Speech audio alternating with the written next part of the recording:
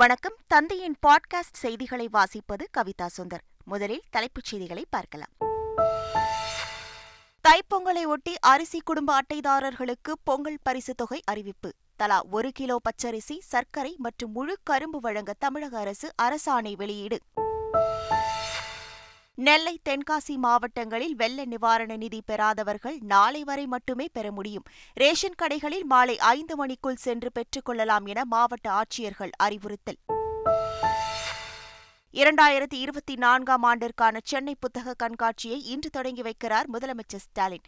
சென்னை நந்தனத்தில் உள்ள YMCA மைதானத்தில் வரும் 21ஆம் தேதி வரை நடக்கிறது. மணிப்பூரிலிருந்து மும்பை வரை வரும் 14ஆம் தேதி வரை பாரத் நியாய யாத்திரை மேற்கொள்கிறார் ராகுல் காந்தி. யாத்திரைக்கான ஏற்பாடுகள் குறித்து காங்கிரஸ் தலைமை ஆலோசனை. இந்தியா தென்னாப்பிரிக்கா இடையிலான 2வது டெஸ்ட் கிரிக்கெட் போட்டி இன்று தொடங்குகிறது. முதல் போட்டியின் படுதோல்விக்கு பதிலடி கொடுக்கும் முனைப்பில் இந்திய அணி களமிறங்கும் என எதிர்பார்ப்பு. ஆஸ்திரேலியாவுக்கு எதிரான 3வது ஒருநாள் கிரிக்கெட் போட்டியில் இந்திய மகளிர் அணி படுதோல்வி. 3 போட்டிகள் கொண்ட தொடரை ஒயிட் வாஷ் செய்து ஆஸ்திரேலிய அணி அபாரம். இனி விரிவான செய்திகள். திருச்சி சர்வதேச விமான நிலையத்தில் 1112 கோடி மதிப்பில் கட்டப்பட்டுள்ள புதிய முனையத்தை பிரதமர் மோடி திறந்து வைத்தார். திருச்சி பன்னாட்டு விமான நிலையம் வந்தடைந்த பிரதமர் மோடிக்கு உற்சாக வரவேற்பு அளிக்கப்பட்டது. முதலமைச்சர் ஸ்டாலின் பொன்னாடை அணிவித்து பிரதமர் மோடியை கௌரவித்தார். பின்னர் 1112 கோடி மதிப்பில் கட்டப்பட்டுள்ள திருச்சி சர்வதேச விமான நிலையத்தின் புதிய முனையத்தை பிரதமர் மோடி தொடங்கி வைத்தார். திருச்சி சர்வதேச விமான நிலையத்தில் 75,000 சதுர மீட்டர் பரப்பளவில் புதிய விமான முனையம் அமைக்கப்பட்டுள்ளது. ஒரே நேரத்தில் 1,400 உள்நாட்டு பயணிகள், 2,900 வெளிநாட்டு பயணிகள் என மொத்தம் 4,300 பயணிகளை கையாள முடியும். பண்பாடு, கலாச்சாரத்தை பிரதிபலிக்கும் வகையில் உயிரோட்டமான ஓவியங்கள் அங்கு வரையப்பட்டுள்ளன. வெள்ள நிவாரண நிதியை விரைந்து வழங்க வேண்டும் என பிரதமரிடம் வலியுறுத்திய முதலமைச்சர் ஸ்டாலின், தமிழக அரசின் கோரிக்கைகள் அரசியல் முழக்கமல்ல, மக்களின் கோரிக்கைகள் என்று கூறினார். திருச்சி புதிய விமான முனையம் திறப்பு விழாவில் பேசிய முதலமைச்சர் ஸ்டாலின், சென்னை தென் மாவட்ட வெள்ள பாதிப்புகளை இயற்கை பேரிடராக அறிவித்து தேசிய பேரிடர் நிவாரண நிதியை விடுவிக்க வேண்டும் என கேட்டுக் கொண்டார். சென்னை மற்றும் தென் மாவட்டங்கள் வெள்ள பாதிப்பில் இருந்து மீள மத்திய அரசு உறுதுணையாக இருக்கும் என பிரதமர் மோடி உறுதியளித்தார். திருச்சி புதிய விமான முனையம் திறப்பு விழாவில் கலந்து கொண்டு பேசிய பிரதமர் மோடி, 2024இல் தாம் பங்கேற்கும் முதல் பொது நிகழ்ச்சி தமிழகத்தில்தான் என்றார். தற்போது தொடங்கி வைக்கப்பட்டுள்ள திட்டங்கள் பல்வேறு புதிய வேலைவாய்ப்புகளை உருவாக்குவதோடு தமிழகத்தின் முன்னேற்றத்திற்கு உதவும் என பிரதமர் மோடி தெரிவித்தார். லட்சத்தீவுகளில் ஏழைகளுக்கு வீடுகளும் கழிவறைகளும் கிடைக்க வேண்டும் என்பதை உறுதி செய்ய மத்திய அரசு முயற்சிகளை மேற்கொண்டு வருவதாக பிரதமர் மோடி தெரிவித்துள்ளார்.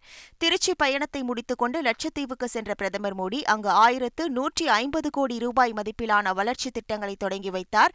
கொச்சி லட்சத்தீவுகள் இடையே கடலுக்கடியில் கண்ணாடி இழை கேபிள் இணைப்பு திட்டம், கடல் நீரை குடிநீராக்கும் ஆலை உள்ளிட்ட ஏராளமான திட்டங்களை நாட்டுக்கு அர்ப்பணித்தார். பின்னர் நிகழ்ச்சியில் பேசிய பிரதமர் மோடி, லட்சத்தீவின் ஒட்டுமொத்த வளர்ச்சிக்காகவும் இந்திய அரசு முழுமையாக பணியாற்றி வருவதாக தெரிவித்தார். மறைந்த விஜயகாந்திற்கு இலங்கை அமைச்சர் ஜீவன் தொண்டமான் மரியாதை செலுத்தினார். அவர் அங்கு வைக்கப்பட்டிருந்த விஜயகாந்திற்கு மலர் தூவி மரியாதை செலுத்தினார். பின்னர் பேசிய அவர், எங்கெல்லாம் மக்கள் உரிமை மீறப்படுகிறதோ அதற்கு எதிராக குரல் கொடுத்தவர் விஜயகாந்த் என புகழாரம் சூட்டினார். கச்சத்தீவு இலங்கைக்கு சொந்தமானது என அந்நாட்டு அமைச்சர் ஜீவன் தொண்டமான் தெரிவித்துள்ளார். சென்னை சாலிகிராமம் இல்லத்தில் தேமுதிக பொதுச் செயலாளர் பிரேமலதாவை சந்தித்த ஜீவன் தொண்டமான் விஜயகாந்த் மறைவுக்கு ஆறுதல் தெரிவித்தார். பின்னர் செய்தியாளர்களிடம் பேசிய அவர், இலங்கை தமிழர் விவகாரத்தில் சிலர் அரசியல் செய்வதாக குற்றம் சாட்டினார். தமிழக மீனவர்கள் விதிகளை மீறி இழுவையில் மீன்பிடிப்பதாகவும் அவர் கூறினார். லைகா நிறுவனத்தின் 5 கோடி ரூபாய் மதிப்பிலான சொத்துக்களை முடக்க உத்தரவிடக் கோரி சென்னை உயர்நீதிமன்றத்தில் நடிகர் விஷால் வழக்கு தொடர்ந்தார். விஷால் தாக்கல் செய்துள்ள மனுவில், சண்டக்கோழி 2 படத்தை வெளியிட லைகா நிறுவனத்துடன் 23 கோடியே 21 லட்சம் ரூபாய்க்கு ஒப்பந்தம் போட்டதாகவும், இதற்கான GST தொகையை லைகா செலுத்தாததால்தான் 4 கோடியே 88 லட்சம் ரூபாய் அபராதம் செலுத்தியதாக குறிப்பிட்டுள்ளார். இந்த சூழலில் லைகா நிறுவனம் 500 கோடி ரூபாய் செலவில் உருவாக்கி வரும் இந்தியன் 2 படம் தோல்வியடைந்தால் தனது பணம் கிடைக்காமல் போய்விடும் என விஷால் அச்சம் தெரிவித்துள்ளார். வழக்கு முடியும் வரை அந்த நிறுவனத்தின் 5 கோடி ரூபாய் மதிப்பு சொத்துக்களை முடக்க வேண்டும் எனவும் விஷால் கோரிக்கை வைத்தார். இந்த மனுவை விசாரித்த நீதிபதி லைகா நிறுவனம் பதிலளிக்க உத்தரவிட்டு வழக்கை ஜனவரி 19ஆம் தேதிக்கு தள்ளி வைத்தார்.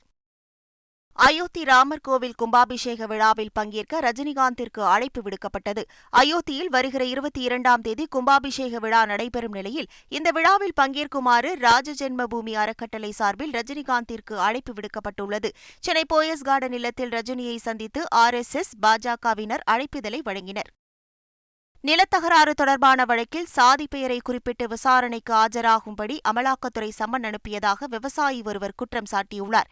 சேலம் மாவட்டம் காரமடைத்திட்டு பகுதியைச் சேர்ந்த சகோதரர்கள் கண்ணையன் மற்றும் கிருஷ்ணன் ஆகியோரின் 6 ஏக்கர் நிலத்தை பாஜக நிர்வாகி ஒருவர் அபகரிக்க முயல்வதாக புகார்கள் எழுந்துள்ளன.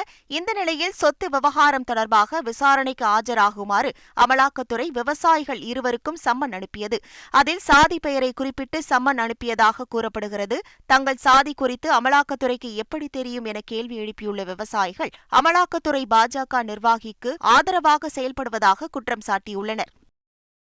சேலம் மாவட்டத்தைச் சேர்ந்த கண்ணையன் மற்றும் கிருஷ்ணன் என்ற விவசாயிகளுக்கு சாதியை குறிப்பிட்டு அமலாக்கத்துறை சம்மன் அனுப்பிய சம்பவம் சர்ச்சையை கிளப்பியது. இந்த விவகாரத்தில் திடீர் திருப்பமாக 2 விவசாயிகளும் தடை செய்யப்பட்ட பட்டியலில் உள்ள காட்டு விலங்குகளை கொன்றுவிட்டதாக வனத்துறை தரப்பில் புகார் அளிக்கப்பட்டதாக அமலாக்கத்துறை தெரிவித்துள்ளது. மேலும் அந்த புகாரின் அடிப்படையிலேயே விவசாயிகளின் சாதி பெயரை குறிப்பிட்டு சம்மன் அனுப்பியதாகவும் வழக்கு பதிவு செய்துள்ளதாகவும் அமலாக்கத்துறை தெரிவித்துள்ளது.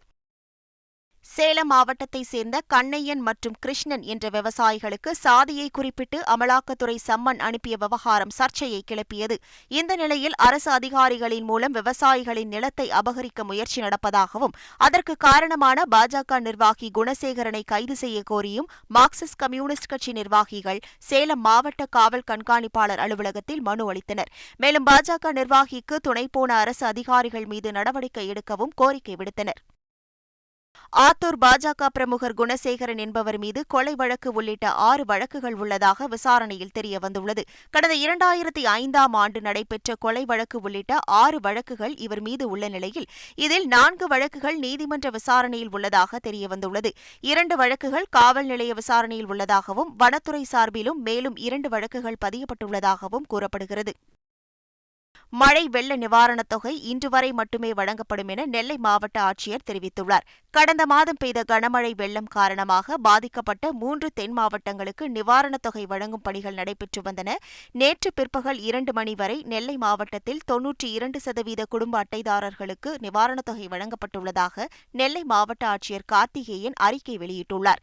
மேலும் நிவாரணத் தொகை வழங்கும் பணிகள் இன்று மாலை வரை மட்டுமே நடைபெறும் என்றும் தெரிவித்துள்ளார்.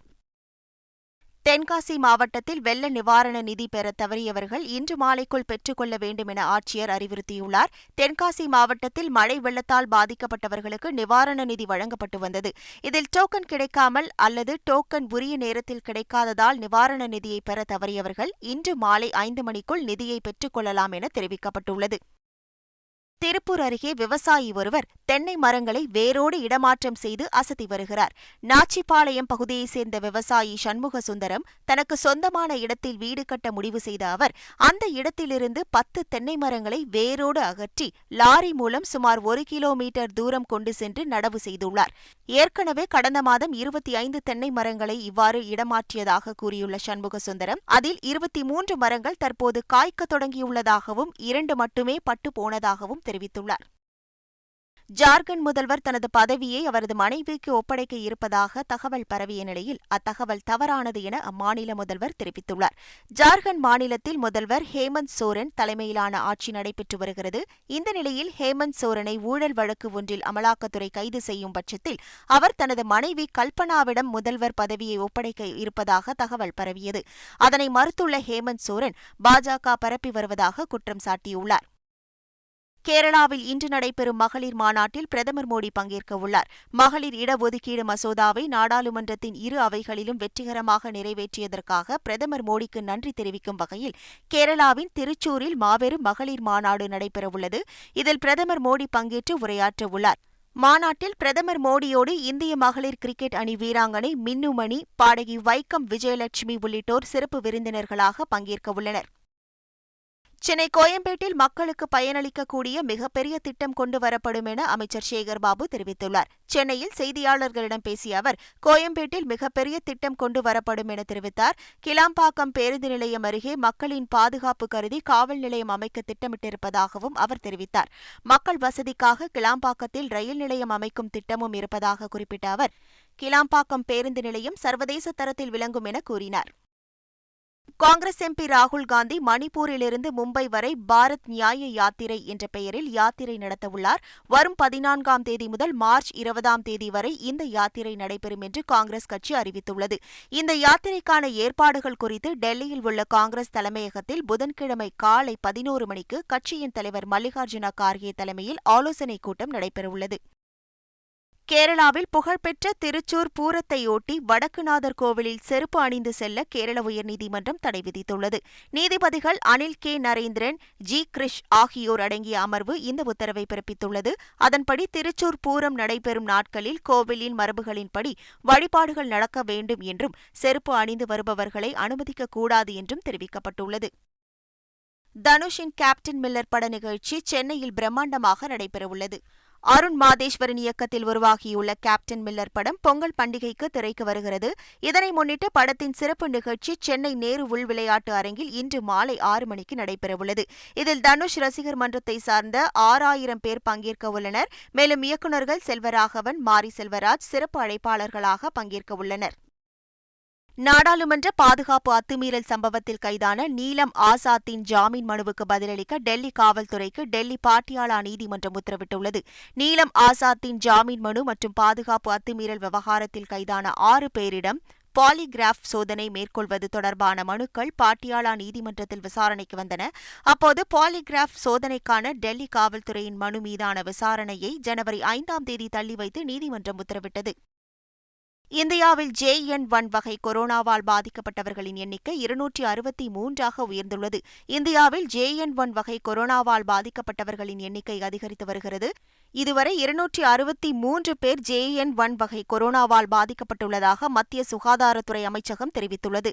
தற்போது வரை 10 மாநிலங்கள் மற்றும் யூனியன் பிரதேசங்களில் JN1 வகை கொரோனா பாதிப்பு கண்டறியப்பட்டுள்ளதாக குறிப்பிட்டுள்ள மத்திய சுகாதாரத்துறை அமைச்சகம், அதிகபட்சமாக கேரளாவில் 133 பேருக்கும், குஜராத்தில் 34 பேருக்கும், டெல்லியில் 16 பேருக்கும் இந்த புதிய வகை கொரோனா வைரஸ் பாதிப்பு ஏற்பட்டுள்ளதாகவும் தெரிவித்துள்ளது. தமிழகத்தில் இதுவரை 4 பேருக்கு JN1 வகை கொரோனா பாதிப்பு உறுதி செய்யப்பட்டுள்ளது. இந்தியாவுடனான கடைசி டெஸ்ட் போட்டியை உலகக்கோப்பை போட்டி போல கருதி விளையாடவுள்ளதாக தனது கடைசி டெஸ்ட் போட்டியில் விளையாடும் தென்னாப்பிரிக்கா வீரர் டீன் எல்கர் தெரிவித்துள்ளார். இந்தியா தென்னாப்பிரிக்கா இடையிலான கடைசி டெஸ்ட் போட்டி இன்று மதியம் 2 மணிக்கு தொடங்குகிறது. முதல் போட்டியில் 185 ரன்கள் குவித்து தென்னாப்பிரிக்காவின் வெற்றிக்கு முக்கிய பங்காற்றியதுடன் ஆட்டநாயகன் விருதையும் பெற்ற டீன் எல்கர் இந்த போட்டியுடன் டெஸ்ட் கிரிக்கெட்டிலிருந்து ஓய்வு பெறப்போவதாக அறிவித்துள்ளார். மேலும் இந்த போட்டியையும் வென்று இந்தியாவை ஒயிட் வாஷ் செய்வோம் என்றும் அவர் தெரிவித்துள்ளார். ஆஸ்திரேலியா பாகிஸ்தான் அணிகளுக்கு இடையிலான 3வது மற்றும் கடைசி டெஸ்ட் போட்டி விறுவிறுப்பாக நடைபெற்று வருகிறது. ஆஸ்திரேலியாவின் சிட்னி மைதானத்தில் இந்த போட்டி நடக்கிறது. முதல் 2 போட்டிகளில் வெற்றி பெற்ற நிலையில் பாகிஸ்தான் அணியை ஒயிட் வாஷ் செய்யும் முனைப்பில் ஆஸ்திரேலியா அணி விளையாடி வருகிறது. ஆஸ்திரேலியாவுக்கு எதிரான 3வது ஒருநாள் கிரிக்கெட் போட்டியில் இந்திய மகளிர் அணி 190 ரன்கள் வித்தியாசத்தில் படுதோல்வி அடைந்தது. முதலில் களமிறங்கிய ஆஸ்திரேலிய மகளிர் அணி 50 ஓவர்கள் முடிவில் 7 விக்கெட்டுகளை இழந்து 338 ரன்களை குவித்தது. இதனையடுத்து 339 ரன்களை இலக்காக கொண்டு களமிறங்கிய இந்திய மகளிர் அணி 32.4 ஓவர்களில் அனைத்து விக்கெட்டுகளையும் இழந்து 148 ரன்கள் மட்டுமே எடுத்து தோல்வியடைந்தது. இதன் மூலம் 3 ஆட்டங்கள் கொண்ட ஒருநாள் கிரிக்கெட் தொடரில் 3லும் வெற்றி பெற்று ஆஸ்திரேலிய மகளிர் அணி இந்திய மகளிர் அணியை ஒயிட் வாஷ் செய்தது. மீண்டும் தலைப்புச் செய்திகள். தைப்பொங்கலை ஒட்டி அரிசி குடும்ப அட்டைதாரர்களுக்கு பொங்கல் பரிசுத் தொகை அறிவிப்பு. தலா 1 கிலோ பச்சரிசி, சர்க்கரை மற்றும் முழு கரும்பு வழங்க தமிழக அரசு அரசாணை வெளியீடு. நெல்லை, தென்காசி மாவட்டங்களில் வெள்ள நிவாரண நிதி பெறாதவர்கள் நாளை வரை மட்டுமே பெற முடியும். ரேஷன் கடைகளில் மாலை 5 மணிக்குள் சென்று பெற்றுக் கொள்ளலாம் என மாவட்ட ஆட்சியர்கள் அறிவுறுத்தல். 2024ஆம் ஆண்டிற்கான சென்னை புத்தக கண்காட்சியை இன்று தொடங்கி வைக்கிறார் முதலமைச்சர் ஸ்டாலின். சென்னை நந்தனத்தில் உள்ள YMCA மைதானத்தில் வரும் 21ஆம் தேதி வரை நடக்கிறது. மணிப்பூரிலிருந்து மும்பை வரை வரும் 14ஆம் தேதி வரை பாரத் நியாய யாத்திரை மேற்கொள்கிறார் ராகுல் காந்தி. யாத்திரைக்கான ஏற்பாடுகள் குறித்து காங்கிரஸ் தலைமை ஆலோசனை. இந்தியா தென்னாப்பிரிக்கா இடையிலான 2வது டெஸ்ட் கிரிக்கெட் போட்டி இன்று தொடங்குகிறது. முதல் போட்டியின் படுதோல்விக்கு பதிலடி கொடுக்கும் முனைப்பில் இந்திய அணி களமிறங்கும் என எதிர்பார்ப்பு. ஆஸ்திரேலியாவுக்கு எதிரான 3வது ஒருநாள் கிரிக்கெட் போட்டியில் இந்திய மகளிர் அணி படுதோல்வி. 3 போட்டிகள் கொண்ட தொடரை ஒயிட் வாஷ் செய்து ஆஸ்திரேலிய அணி அபாரம். இத்துடன் செய்திகள் நிறைவடைகின்றன. வணக்கம்.